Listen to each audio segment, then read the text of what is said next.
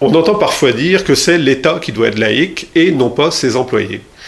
C'est un peu contradictoire dans la mesure où les employés de l'État sont bel et bien les représentants de l'État auprès des citoyens, ses intermédiaires, et il m'apparaît donc fondamental qu'ils n'arborent pas de signes religieux, qu'ils ne tiennent pas, bien entendu, de discours religieux non plus.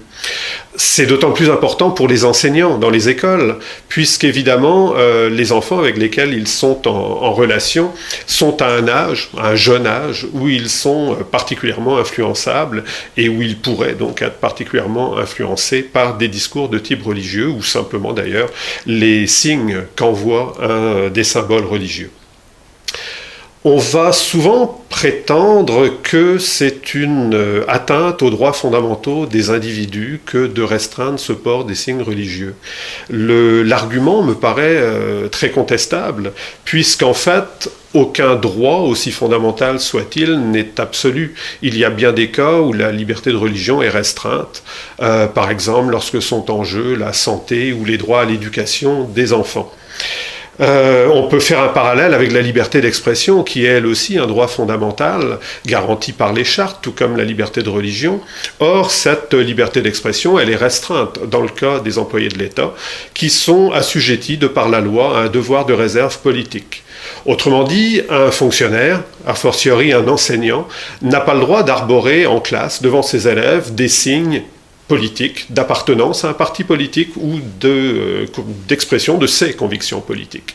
Il est donc assez évident qu'il devrait en aller de même pour les signes religieux. Or, cette restriction à la liberté d'expression, elle n'est jamais considérée comme anormale, elle n'a à peu près jamais été remise en question, et donc il y aurait une sorte de consensus sur le fait qu'il est normal qu'un fonctionnaire ou un enseignant voit certains de ses droits fondamentaux restreints de par sa fonction d'employé de l'État.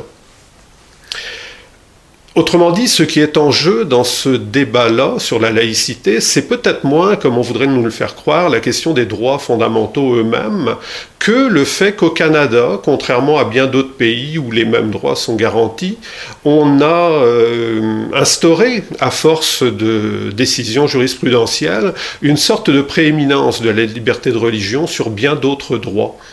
Et cette prééminence du religieux est probablement davantage liée à l'idéologie du multiculturalisme qu'à la charte des droits elle-même, qui pourrait être bien entendu interprétée différemment et qui est dans d'autres pays interprétée de façon tout à fait différente.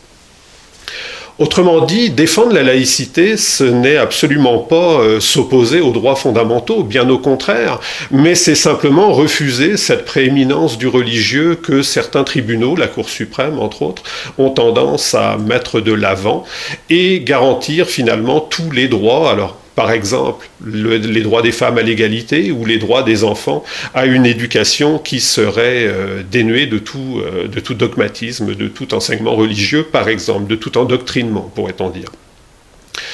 Autrement dit, la laïcité, c'est ce qu'exige une véritable démocratie qui respecterait réellement la liberté de conscience de tous les citoyens